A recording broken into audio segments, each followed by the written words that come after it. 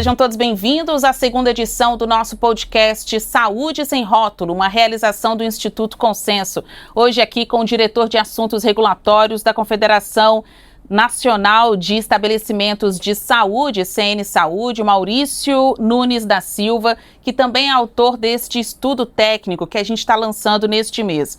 Acordos de compartilhamento de risco, um caminho para a sustentabilidade da saúde suplementar no Brasil. Vou passar logo a palavra para o senhor, seja muito bem-vindo ao nosso podcast. O que significa um acordo de compartilhamento de risco? Quando a gente olha para um lado, a fonte pagadora, Ministério da Saúde, as operadoras de planos de saúde, e o outro lado, quem oferece o serviço, como a indústria farmacêutica e também os dispositivos médicos, né? Tecnologias, aparelhos que são utilizados no atendimento do público. Para que um acordo de compartilhamento de risco?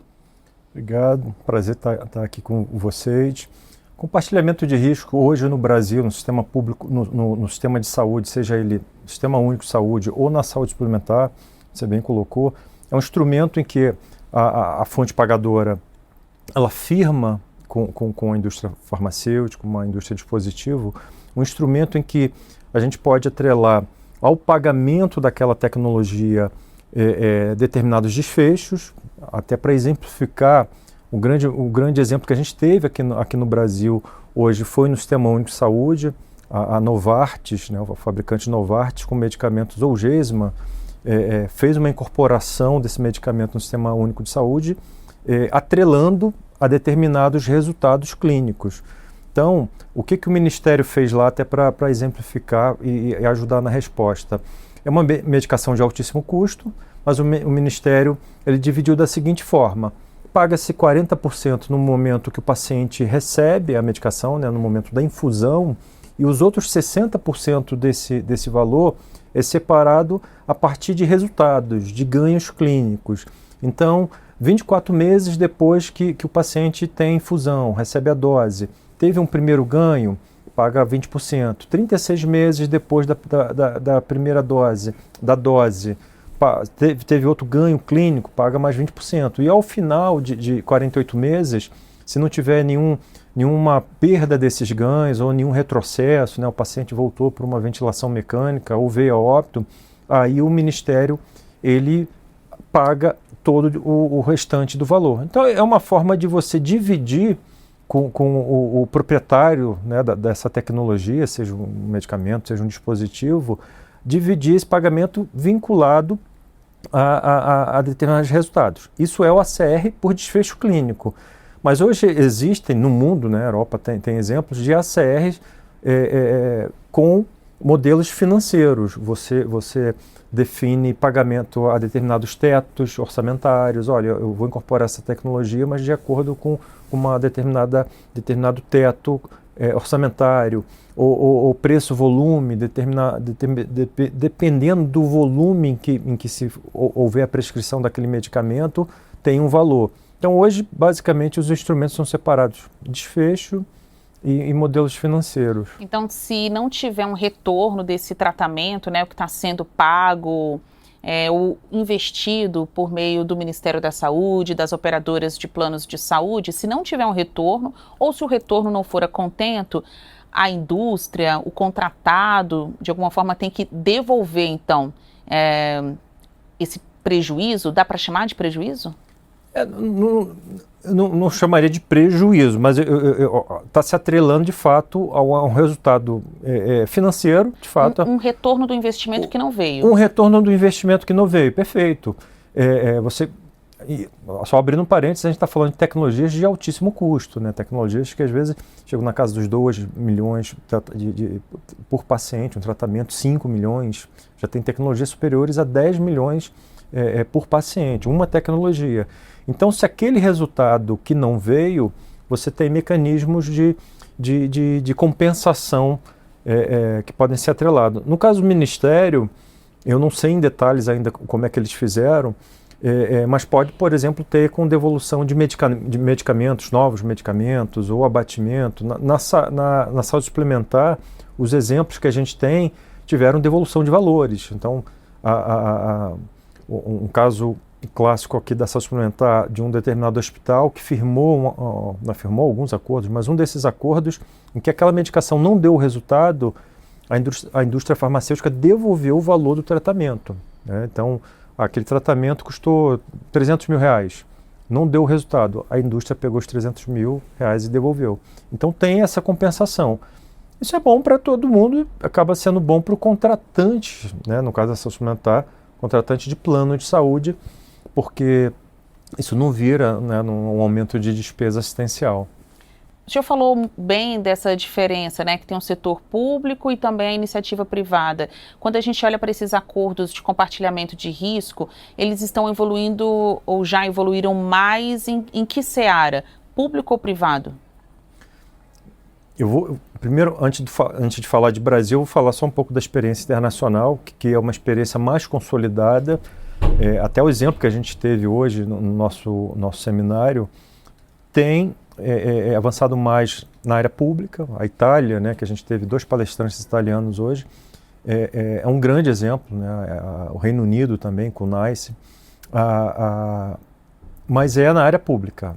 Tomando como exemplo a Itália, até para pegar um gancho com o nosso seminário, a agência italiana, que é responsável por esse processo de avaliação de tecnologias, incorporação, definição de preços dos medicamentos e a definição dos acordos de compartilhamento de risco, ela tem esse papel no âmbito público. Então, no sistema nacional italiano, quando uma indústria vai submeter uma tecnologia, um medicamento, a agência italiana avalia a sua eficácia, define a sua incorporação, define o preço do medicamento e já define os termos desse acordo de compartilhamento de risco. Olha, eu vou incorporar essa tecnologia, esse medicamento, mas se ele tiver uma alta incerteza sobre o resultado do medicamento, ele faz um acordo de compartilhamento de risco por modelo de desfecho clínico. Olha, e já no início? Já faz no início. Então, é assim lá e é assim aqui também, das iniciativas que a gente já desenvolveu? O Brasil ele é um pouco diferente, porque a gente ainda tem pouquíssimos casos no sistema público. A gente só tem um caso até agora, que é com a medicação chamada Zolgensma, da indústria farmacêutica Novartis. Só existe esse acordo de compartilhamento no Sistema Único de Saúde. A gente chegou a ter um projeto piloto lá em 2018, mas acabou não avançando. Esse medicamento específico que o senhor fala é contra uma doença rara? Esse medicamento é para atrofia muscular espinhal, né, chamado de AME. É uma doença rara, né, e é um medicamento de altíssimo custo. Por isso também a importância de se fazer um acordo de compartilhamento de risco para essa medicação. Ou seja, também ajuda a tornar tudo mais sustentável, né? Vamos dizer assim, porque é claro que planos de saúde, hospitais querem conseguir prover esse tratamento aos seus pacientes, mas muitas vezes são tecnologias ou estudos, são medicamentos não devidamente testados, né? Então precisa esperar esses testes para poder fazer a utilização. E caso não dê certo no meio do caminho, quem fica com eu não vou chamar de prejuízo, né? Mas quem fica com o não retorno desse investimento? É isso que você colocou. O ACR ele tem um ponto positivo. Quando a gente está no âmbito da pesquisa clínica de uma medicação, a indústria farmacêutica ela ainda não submeteu para avaliação, por exemplo, no nosso caso, no Brasil, a Anvisa, Agência Nacional de Vigilância Sanitária. Antes dela submeter a Anvisa, para a Anvisa decidir se vai ter registro, se pode ser vendido ou não no Brasil o medicamento, ela tem todo um investimento de pesquisa, de ensaios clínicos, de estudos clínicos sobre aquele medicamento, sobre aquela molécula, aquela droga, enfim, aquele fármaco. Isso é no âmbito para verificar a eficácia. O que às vezes acontece é que às vezes há uma diferença entre a eficácia, como foi feito o estudo, né, esse estudo no âmbito clínico, para como o medicamento vai se comportar no mundo real. Essa diferença é que se chama o gap entre a eficácia e a efetividade. E muitas das vezes você pode ter um comportamento que não foi o esperado. E a importância de se ter um acordo de compartilhamento de risco para esse tipo de situação é que você gera o que a gente chama de dados de mundo real. Olha, após o registro da medicação no órgão regulador, após a aprovação para que se tenha cobertura ou no sistema público ou pelos planos, está se testando para ver se essa medicação está sendo efetiva. Isso é bom para todo mundo, né? Bom para o contratante, bom para a fonte pagadora, e principalmente para o paciente. Bom, recentemente, o senhor citou aqui nas respostas ao nosso público, eu também vou entrar neste assunto, o Instituto Consenso realizou um evento para apresentar o seu estudo e também mostrar os pontos em comum com pesquisadores da Itália. E eu ouvi de uma das pesquisadoras ou uma das palestrantes neste evento a seguinte afirmação, que o retorno, né, quando o medicamento ou a tecnologia que está sendo testada não der certo, que o retorno, a devolução por parte da indústria farmacêutica ou desses dispositivos médicos seja menos complexo. Ela falou que existem outras iniciativas em que essa devolução ela é mais rápida e mais fácil de ser entendida, né, pelos negociadores aí, quem paga e quem recebe. O que significa isso na sua avaliação como diretor de assuntos regulatórios da CN Saúde? Como que essa devolução poderia ser menos complexa e tornar claro todo este assunto, todo esse acordo de compartilhamento de risco mais eficaz e efetivo? Os próprios modelos, quando a gente fala dos acordos de compartilhamento de risco, a gente falou bastante daqueles que têm desfecho clínico, a gente está mensurando o desfecho, e tem também os acordos da modalidade financeira. A própria devolução em razão de um medicamento não ter dado resultado, ela pode ser em razão do valor negociado.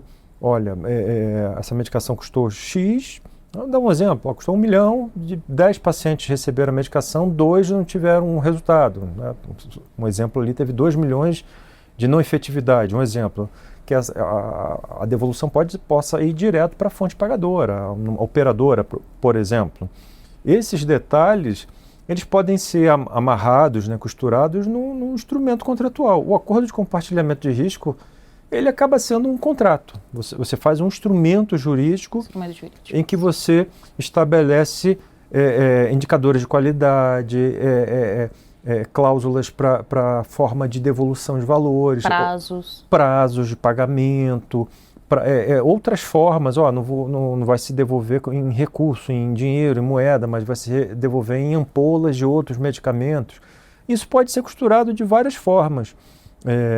E há instrumentos. Hoje na saúde suplementar, estou falando do sistema suplementar, as regras, por exemplo, de contratos entre as operadoras de planos de saúde e a rede prestadora, ela já tem normas do órgão regulador que definem as cláusulas mínimas. Então, quando uma operadora vai contratar um hospital, a operadora vai contratar um laboratório, as cláusulas contratuais desse instrumento contratual, ela já tem que ser definida, tem que ter cláusulas mínimas que o órgão regulador definiu por meio de normas, né, por meio de resoluções normativas. Então, a gente já tem ali uma base normativa razoável, existente. Então, uma pergunta simples aqui. Falar de acordos de compartilhamento de risco é assunto fácil ou é assunto difícil? É desafiador. É desafiador. Para o Brasil, a gente já tem muitos elementos que nos dão respaldo para a gente avançar com esse tema. A gente já tem um exemplo do próprio Ministério da Saúde. O Ministério já firmou um acordo de compartilhamento de risco. Então, toda a discussão jurídica, burocrática, legal, ela já foi superada, já existe um acordo. Teria que ser um acordo de compartilhamento de risco para cada medicamento, para cada dispositivo médico. Sim, isso é certo, né? Seria isso, para cada tecnologia. No âmbito do sistema público de saúde, já tem esse exemplo, já está superado as barreiras jurídicas legais. Mas também só um exemplo, né? Só um exemplo. E na saúde suplementar, a gente já tem exemplos de acordos, que a gente chama de acordos bilaterais. Então, por exemplo, o exemplo que a gente teve aqui no grande hospital oncológico, que fechou o acordo com com uma indústria farmacêutica, na verdade com mais de uma, mas isso pode ser feito também no âmbito da saúde suplementar. Alguma regra de processos de incorporação que o regulador vai fazer, ele definir algumas tecnologias que podem ser objeto desse acordo de compartilhamento de risco.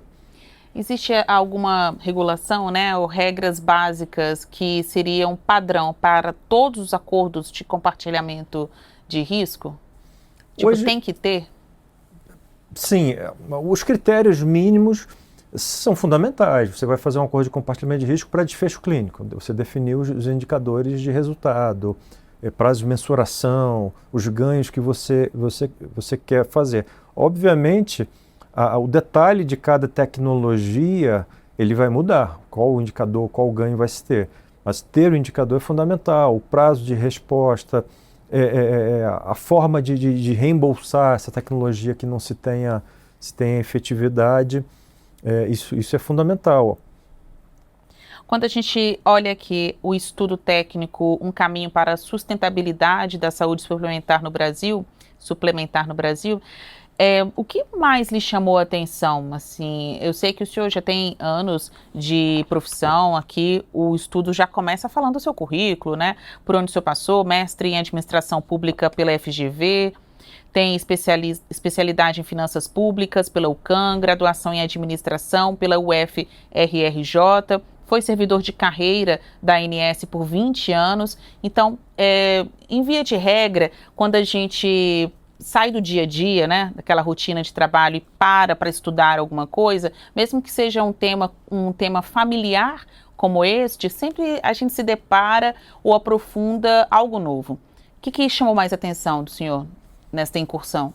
Chamou a atenção que, primeiro, que os acordos eles são viáveis, né, em que pese o Brasil ainda ter poucos casos, né, o SUS só tem um caso, a saúde suplementar tem alguns exemplos pontuais. Mas o que me chamou a atenção, olhando principalmente para a Europa, né, eu fui estudar a realidade italiana, o Reino Unido, é que é viável, né, é um instrumento viável. E o segundo ponto que chama a atenção é que o Brasil já tem as estruturas para avançar com esses acordos de compartilhamento de risco. Quando você fala dessas estruturas, exatamente o quê? Por exemplo, a gente já tem exemplos que estão acontecendo na saúde suplementar, então a gente já tem exemplos de hospitais trabalhando com a indústria farmacêutica, prestadores que atuam na saúde suplementar. A gente tem alguns instrumentos normativos que podem ajudar, por exemplo, a Agência Nacional de Saúde Suplementar tem uma resolução normativa que se chama Sandbox. O que é o Sandbox? O Sandbox é um ambiente experimental. Quando veio a lei complementar que tratou das startups, aquela lei trouxe um dispositivo chamado Sandbox. Você quer testar modelos inovadores. Então, a ANS ela fez uma resolução normativa que fala do Sandbox. Então, poderia ser um caminho para a agência testar acordos de compartilhamento de risco na saúde suplementar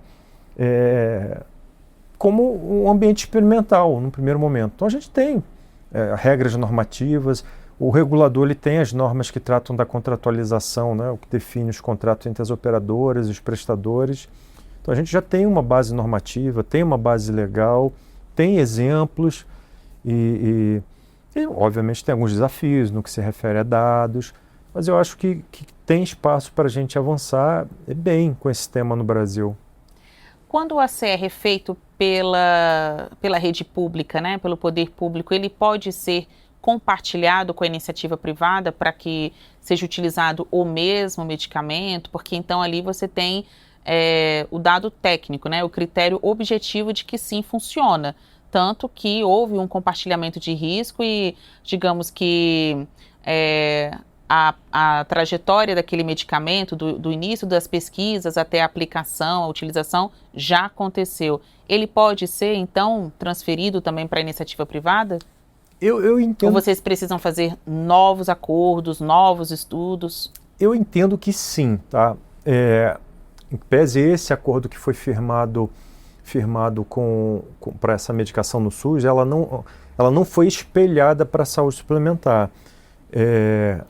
Mas poderia ser. Hoje a lei dos planos de saúde, ela estabelece que toda tecnologia que é aprovada no Sistema Único de Saúde, que tem recomendação favorável. Existe uma comissão, que é a Conitec, que faz essa avaliação dessas tecnologias para o Sistema Único de Saúde. Toda vez que a Conitec dá uma recomendação favorável, a Agência Nacional de Saúde tem que incluir no seu rol de procedimentos em até 60 dias. Então, acho que teria um espaço daquilo que foi negociado no sistema público com algum compartilhamento de risco, se estender também a saúde suplementar. É um debate importante, mas eu imagino, penso que daria. Claro, é um debate que a gente tem que fazer, teria que ampliar um pouco mais. Outros países, o senhor falou países europeus, citou como exemplo Itália, mas tem outros países, até para que o nosso espectador que esteja curioso, queira ver também esses estudos, quais outros países já têm esse tema avançado, a CR? A Itália é um país muito avançado. Reino Unido, pegar a Inglaterra lá via o sistema inglês, já negocia muitos acordos de compartilhamento de risco. Holanda, Austrália, Canadá, diversos países já estão se utilizando desse instrumento. Perfeitamente. Bom, algumas palavras finais para o senhor falar para o nosso espectador. Quem tem dúvidas, quer saber um pouco mais sobre esse acordo de compartilhamento de risco, esse ACR que a gente citou tantas vezes ao longo da entrevista, o estudo completo está no site do Instituto Consenso e você pode acessar também por este QR Code que está aqui na tela. Doutor, é isso. Se eu puder se despedir do nosso público e, em termos gerais, por que é importante o acordo de compartilhamento de risco para o usuário de plano de saúde, para o segurado? Isso pode até reduzir o valor dos planos? Primeiro, agradecer o convite, agradecer a todos que estão assistindo. Essa pergunta é fundamental. Os acordos de compartilhamento de risco, sim, podem ajudar a reduzir despesas, né? Reduzir a despesa assistencial no setor de saúde suplementar. Essa despesa, em algum momento, pode virar reajuste nos contratos de quem tem plano de saúde. Então, quando você fecha um acordo de compartilhamento de risco, em que você está atrelando a um desfecho, olha, se der resultado eu pago, se não der eu não pago. Esse o não pagar, ele não vai voltar para a conta de quem está pagando, para aquela empresa que contratou um plano para os seus funcionários. Se você firma um acordo de compartilhamento de risco no modelo financeiro, já com algum desconto, esse desconto é percebido por quem paga o plano. Então, ele é fundamental. Quando a gente está falando de sustentabilidade, um caminho para a sustentabilidade também, obviamente, de quem paga o plano, que são os contratantes de plano de saúde. É isso.